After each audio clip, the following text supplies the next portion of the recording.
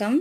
நாம் இந்த காணொளியில் காண இருப்பது வகுப்பு 5 பருவம் 1 தமிழ் இயல் 1ல கற்கண்டுனா இலக்கணம். இந்த இலக்கண பகுதியில் மரபு சொற்களை பற்றி தான் நம்ம பார்க்க போகிறோம். மரபுனா என்ன? மரபுனா தொன்று தொட்டு வழி வழியாக தலைமுறையாக அப்படின்னு சொல்லுவாங்க இல்லையா, அதுதான் மரபுன்னு சொல்றது. இலக்கணத்துல மரபு சொற்கள் எப்படி வருதுன்னா, நம் முன்னோர்கள் எப்பொருளை எச்சொல்லால் எவ்வாறு வழங்கினார்களோ அப்பொருளை அச்சொல்லால் அவ்வாறே வழங்குவது மரபு.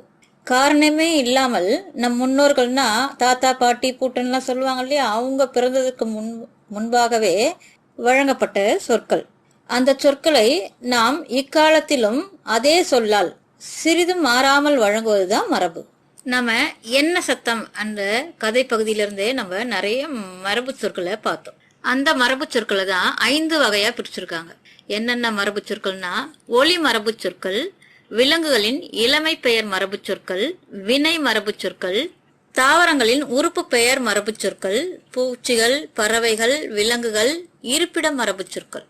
இந்த 5 வகை மரபு சொற்களை தான் இந்த இலக்கண பகுதியில நம்ம பார்க்க போறோம். முதல்ல ஒலி மரபு சொற்கள். ஒலி மரபு சொற்கள்னா பறவைகள், விலங்குகள் எழுப்பும் ஒலியை குறிப்பது, சத்தத்தை குறிப்பது. முதல்ல குரங்கு அலப்பும். குரங்கு போடும் சத்தத்தை அலப்பும் தான் சொல்லணும். குரங்கு கத்தியதுன்னு சொல்லக்கூடாது. குரங்கு அலப்பும். குயில் கூவும். ஆடு கத்தும். சிங்கம் கர்ஜிக்கும் அல்லது முழங்கும். அடுத்து நாய் குரைக்கும். புலி உருமும். யானை பிளிரும். ஆந்தை அலரும். மயில் அகவும். பாம்பு சீரும். ஆடு குரைக்கும், நாய் கத்தும் அப்படி மாத்தி சொல்லலாமா? சொல்ல முடியாது. ஆடு கத்தும் தான் வரணும், நாய் குரைக்கும் தான் வரணும். மாற்றி மாற்றி சொன்னோம்னா அதோட மரபு கெட்டுவிடும். அடுத்து வரக்கூடியது விலங்குகளின் இளமை பெயர் மரபு சொற்கள். இதுல ஆட்டுக்குட்டி, கோழி குஞ்சு. இதுல ஆட்டு குஞ்சுன்னு சொல்ல முடியுமா? கோழி குட்டின்னு சொல்ல முடியுமா? சொல்ல முடியாது, அது தவறா இருக்கும். அதனால ஆட்டுக்குட்டிய ஆட்டுக்குட்டின்னு தான் சொல்லணும். கோழி குஞ்சு, குதிரை குட்டி, குரங்கு குட்டி, மான் கன்று, யானை கன்று, சிங்க குருளை, புலிப்பரல், கீரி பிள்ளை, அணிற்பிள்ளை. சிங்க குருளைன்னு தான் சொல்லணும், சிங்க குட்டின்னு சொல்ல மாட்டாங்க. அணில் பிள்ளைய அணில் குட்டின்னு சொல்ல மாட்டாங்க. முன்னோர்கள் எப்படி வழினார்களோ அதன் பிரகாரமே தான் நம்மளும் சொல்லணும். அடுத்து வினை மரபு சொற்கள். அம்பு எய்தார், ஆடை நெய்தார். அம்பு விட்டார்னு சொல்லலாமா? சொல்லக்கூடாது. அம்பு எய்தார்னு தான் வரணும். ஆடை நெய்தார். பூ பறித்தாள். மாத்திரை விழுங்கினான். நீர் குடித்தான். சோறு உண்டான். கூடை முடைந்தார். சுவர் எழுப்பினார். முறுக்கு தின்றாள். பால் பருகினான். பாலை பருகதான் முடியும், பாலை தின்ன முடியுமா? முறுக்க பருக முடியுமா? இல்லையா? அததான் மாற்றி சொல்லணும். முறுக்கு தின்றான், பால் பருகினான். அடுத்து தாவரங்களின் உறுப்பு பெயர் மரபு சொற்கள். மா, பலா, வாழை. இதோட இலைகளை இலைன்னு தான் சொல்லணும். ஈச்சம், தென்னை, பனை. இதோட இலைகள் வேற மாதிரி இருக்கும் இல்லையா, அது ஓலைன்னு சொல்லுவாங்க. ஈச்சம், தென்னை, பனை, ஓலை. கம்பு, கேழ்வரகு, சோளம், இதை தட்டைன்னு சொல்லுவாங்க. நெல், புல், திணை, இது தாள்னு சொல்லுவாங்க. அவரை, கத்தரி, முருங்கை, வெள்ளரி, இதெல்லாம் பிஞ்சுன்னு சொல்லுவாங்க. அந்த காய்கள் எல்லாம் பிஞ்சுன்னு சொல்லுவாங்க. அவரை பிஞ்சு, கத்தரி பிஞ்சு, முருங்கை பிஞ்சு, வெள்ளரி பிஞ்சு, இப்படிதான் சொல்லுவாங்க. அடுத்து பூச்சிகள், பறவைகள், விலங்குகள் இவற்றோட இருப்பிட மரபு சொற்கள். இவைகள் வாழக்கூடிய அந்த தங்கக்கூடிய இருப்பிடத்தை தான் அதற்குன்னு ஒரு பெயர் வைத்து அழைப்பாங்க. மாட்டு தொழுவம், கரையான் புற்று. இதை மாற்றி மாற்றி சொல்ல முடியாது இல்லையா? மாடு கட்டும் வீடுன்னு சொல்லலாமா? சொல்ல முடியாது. மாட்டு தொழுவம், கரையான் புற்றுனா அது அப்படியே தான் சொல்லணும். கோழி பண்ணை, சிலந்தி வலை, நண்டு வலை, ஆட்டுப்பட்டி, குதிரை கொட்டில், குருவி கூடு, எலி வலை, யானை கூடம். இப்ப யானை கூடம், குதிரை கொட்டில் இதெல்லாம் நம்ம கேள்விப்பட்டதே இல்லை இல்லையா? இப்ப மரபு சொற்கள் பாடப்பகுதியில வரும்போதுதான் நம்ம குதிரை கொட்டில், யானை கூடம் அப்படின்னு கேள்விப்படுறோம். இந்த பெயரை நம்ம தெரிஞ்சுக்கிறோம் இல்லையா? இந்த மரபு சொற்களை தான் இப்போ நம்ம மதிப்பீட்டு பகுதியில பார்க்க போறோம். படிப்போம், சிந்திப்போம், எழுதுவோம். ஆ, சரியான சொல்லை தெரிவு செய்து எழுதுக. வினா 1. நம் முன்னோர்கள் ஒரு சொல்லை சொல்லியவாறே நாமும் சொல்லுவது 4 விடைகள் கொடுத்துருக்காங்க. அதில் சரியான விடையை எடுத்து எழுதணும் நம்ம. இப்போ இதில் இ மரபு தான் சரியான விடை. அங்கே கோடிட்ட இடத்துல மரபுன்னு எழுதுங்க. அடுத்து வினா 2, யானை டேஷ். இதில் 4 விடையில் நெடில் ஆல பிளிரும், யானை பிளிரும் இல்லையா, அந்த பிளிரும்ன்ற வார்த்தையை கோடிட்ட இடத்துல எழுதிக்கோங்க. வினா 3, ஆந்தை அலரும் என்பது டேஷ். இந்த 4 விடையில குறில் ஆ ஒலி மரபு. ஆந்தை அலரும் என்பது ஒலி மரபு. கோடிட்ட இடத்துல ஒலி மரபுன்னு எழுதிக்கணும். அடுத்து 4வது வினா, புலியின் இளமை பெயர். 4 விடைகள்ல குறில் ஆ புலிப்பரல். கோடிட்ட இடத்துல புலிப்பரல்னு எழுதிக்கணும். அடுத்து வினா 5, பூப்பறித்தால் என்பது டேஷ். இந்த 4 விடையில வினை மரபு. குறில் ஆ வினை மரபு. கோடிட்ட இடத்துல வினை மரபுன்னு எழுதிக்கணும். அடுத்து ஆ பயிற்சி. ஆ ஒலி மரபுகளை பொறுத்துக.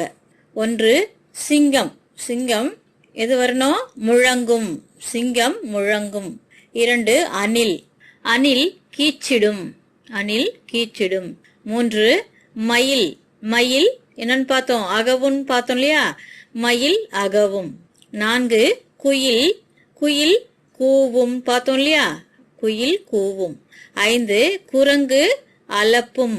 அதுவும் அந்த பாடத்துல பார்த்தோம் இல்லையா? குரங்கு அலப்பும்.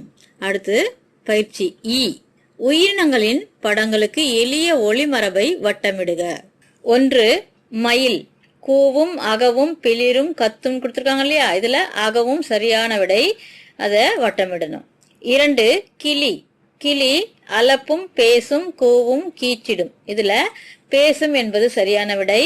கிளி பேசும், அந்த பேசும்ன்ற வார்த்தையை வட்டமிடணும். 3வது குரங்கு. குரங்கு அகவும் கீச்சிடும் சீரும் அலப்பும். என்ன சரியான விடை? அலப்பும். அலப்பும்க்கு வட்டமிடணும். அடுத்து 4, ஆடு. ஆடு பேசும் கத்தும் பிளிரும் கூவும். ஆடு கத்தும் இல்லையா? அந்த கத்தும்ன்ற வார்த்தையை வட்டமிட்டுக்குங்க. 5, குயில். குயில் அலப்பும் பிளிரும் அகவும் கூவும் கொடுத்துருக்காங்க. குயில் கூவும் வரும் இல்லையா? கூவும் வட்டமிட்டுக்குங்க. அடுத்து 6, யானை. யானை கத்தும் கர்ஜிக்கும் உருமும் பிளிரும். இதுல யானை பிளிரும் இல்லையா? பிளிரும் என்ற வார்த்தையை வட்டமிட்டுக்குங்க. அடுத்து பயிற்சி இ, வினை மரபுகளை பொறுத்துக. இதுல வரக்கூடியது வினை சொற்கள். 1, நீர். நீர் குடித்தான். நீருக்கு நேரா குடித்தான் வரணும். 2, முறுக்கு. முறுக்குக்கு நேரா தின்றான். தின்றான் லைன் பண்ணிக்கோங்க. 3, உணவு உண்டான். உணவு உண்டான். அடுத்து அம்பு. அம்புக்கு நேரா எய்தான். எய்தான் வரணும். அடுத்து பூ. பூ பறித்தாள். 5வது பூ பறித்தாள். அடுத்து உ பயிற்சி, ஒலி மரபு சொற்களை எழுதுக. 1, பூனை. பூனை என்ன ஒலி? பூனை சீரும். 2, எலி கீச்சிடும். 3, சேவல் கூவும். 4, காகம் கரையும். 5, நாய் குரைக்கும். 6, வண்டுகள் முரளும். அடுத்து பயிற்சி ஊ, வினாக்களுக்கு விடையளிக்க. முதல் வினா, மரபு என்றால் என்ன? பக்கம் 13. நம் முன்னோர்கள் எப்பொருளை எச்சொல்லால் எவ்வாறு வழங்கினார்களோ அப்பொருளை அச்சொல்லால் அவ்வாறே வழங்குவது மரபு. இதுதான் விடை. நம் முன்னோர்கள் எப்பொருளை எச்சொல்லால் எவ்வாறு வழங்கினார்களோ அப்பொருளை அச்சொல்லால் அவ்வாறே வழங்குவது மரபு. இரண்டாவது வினா, பாடப்பகுதியில் எத்தனை வகையான மரபு சொற்கள் இடம்பெற்றுள்ளன? பாடப்பகுதியில எத்தனை வகையான மரபு சொற்கள் உள்ளன? 5 வகைன்னு சொல்லியிருந்தோம் இல்லையா? ஒலி மரபு சொற்கள், விலங்குகளின் இளமை பெயர் மரபு சொற்கள், வினை மரபு சொற்கள், தாவரங்களின் உறுப்பு பெயர் மரபு சொற்கள், பூச்சிகள், பறவைகள், விலங்குகள், இருப்பிட மரபு சொற்கள். இந்த 5 வகை மரபு சொற்களின் பெயர்களை வரிசையா எழுதிக்குங்க. அடுத்த வினா 3, ஒலி மரபிற்கு 4 எடுத்துக்காட்டுகள் தருக. ஒலி மரபு சொற்கள் 13ஆம் பக்கம் கொடுத்துருக்காங்க இல்லையா? அதுல ஏதாவது ஒரு 4 எடுத்துக்காட்டு நீங்க எழுதலாம். புலி உருமும், யானை பிளிரும், மயில் அகவும், பாம்பு சீரும், இப்படி 4 ஏதாவது 4 எழுதலாம்.